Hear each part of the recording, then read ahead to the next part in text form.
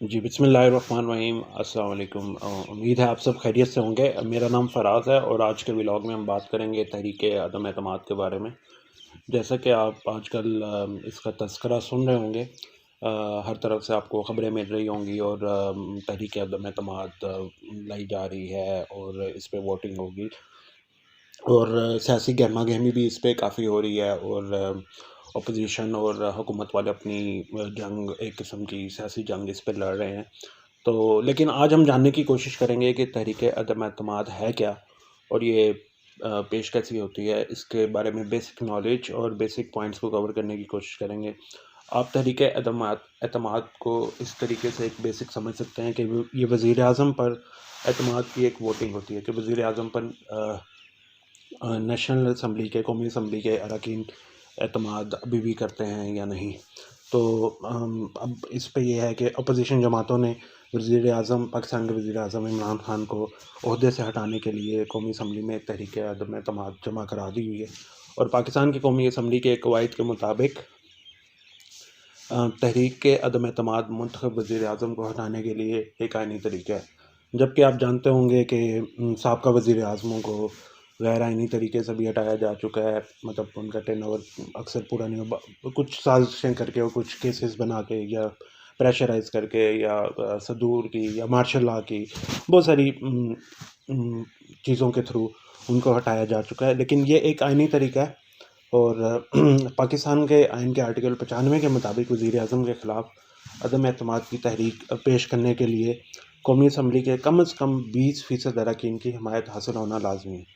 मतलब सिर्फ़ इस तहरीक को जमा कराने के लिए और इस तहरीक पे रायशुमारी कराने के लिए कौमी असम्बली के कम से कम 20% अरकान एग्री होने चाहिए, उनके उस एप्लीकेशन पे साइन होने चाहिए और फिर ही इसके ऊपर और कौमी असम्बली के अरकान की मजमूई तादाद के एतबार से 20% अरकान की तादाद जो बनती है वो तकरीबन 68 बनती है और इस तादाद के साथ पेश होने वाले अदम एतमाद की तहरीक पर ही रायशुमारी हो सकती है और मतलब 68 अरकान की एप्लीकेशन पे साइन होने चाहिए जो वो तहरीक अदम एतमाद की तहरीक को जमा कराते हैं कौमी असम्बली में।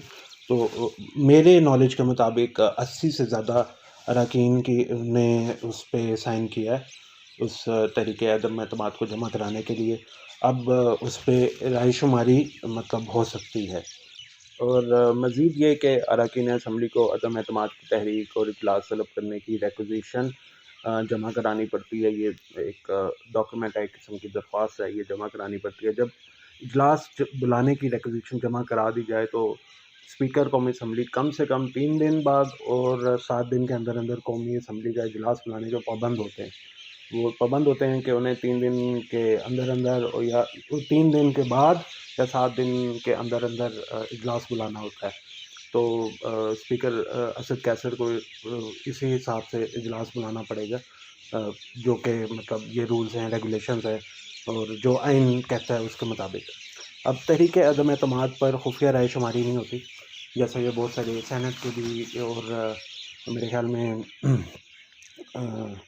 जब बजट वगैरह और कई कई रेगुलेशंस को पास करने के लिए, कई लॉज़ को लेजिस्लेशन को पास करने के लिए खुफिया राय शुमारी होती है, लेकिन इस पे खुफिया राय शुमारी नहीं होती।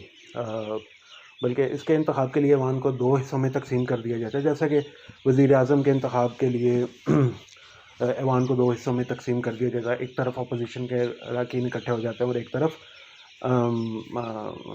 हुकूमत की हमायत के अरकान इकट्ठे हो जाते हैं। तो अरकान सबके सामने अपनी हमायत और मुखालफत का इज़हार करते हैं। तो ये है एक बेसिक इसकी एक और कि अरकान सबके सामने ही बताते हैं कि हम वज़ीर-ए-आज़म पे एतमाद करते हैं या नहीं।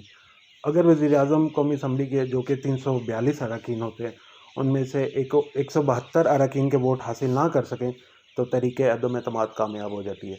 यानी कि 342 का 171 बनता है, तो वज़ीर-ए-आज़म को 172 अरकान के वोट हासिल करना होते हैं।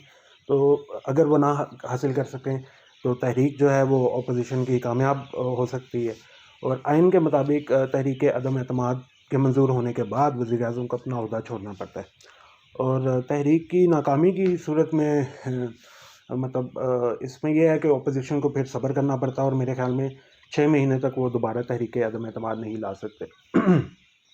अब इसका ये है कि इसका अपोज़िशन को ये भी है कि सियासी नुकसान भी हो सकता है अगर ये कामयाब ना हो तो, और हुकूमती पार्टी को इसका सियासी फ़ायदा हो सकता है। अब तहरीक अदम एतमाद के बारे में सबसे मतलब जो अहम चीज़ें हैं, जो कि मतलब थोड़ी-सी सियासी पेचीदगियाँ, वो ये हैं कि जब एक मखलूक हुकूमत होती है, जबकि एक सादा अक्सरियत नहीं होती, तो मखलूत हुकूमत इत्तेहादियों को जमा करके हुकूमत बनाई जाती है, और बाज़ औक़ात पार्टी के भी जो नाराज़ अरकान हैं, वो इस प्रोसेस के तहरीक अदम एतमाद के प्रोसेस में वो बहुत फ़ायदा उठाने की कोशिश करते हैं, अपनी बातें मनवाते हैं, बहुत सारी चीज़ों का के बारे में मैनिपुलेट करने की कोशिश करते हैं। इन्हीं चीज़ों पे आजकल क्या मतलब अपडेट्स चल रही हैं, क्या हो रहा है, हुकूमत की किन पार्टियों से क्या बात हो रही है, अपने अरकान से क्या बात हो रही है, इसके बारे में मज़ीद मालूमात और सियासी गहमा-गहमी के बारे में हम बात करेंगे, वो अगली वीडियो में करेंगे। बस आप मुझे बताएँ कि अब आपके ख़्याल में ये तहरीक, आप क्या इसके बारे में कहते हैं, वो अपनी राय कमेंट्स में ज़रूर दें, और हमें बताएँ कि क्या आप वाक़ई समझते हैं कि ये तहरीक कामयाब होगी या नहीं? और क्या समझते हैं कि ये तहरीक लाना है पाकिस्तान के लिए बेहतर है, या पाकिस्तान की हुकूमत के लिए बेहतर है? और आप क्या समझते हैं तहरीक को लाने की अपोज़िशन की वजूहात क्या हैं? अपनी राय कमेंट्स में दीजिए। वस्सलाम, खुदा हाफ़िज़।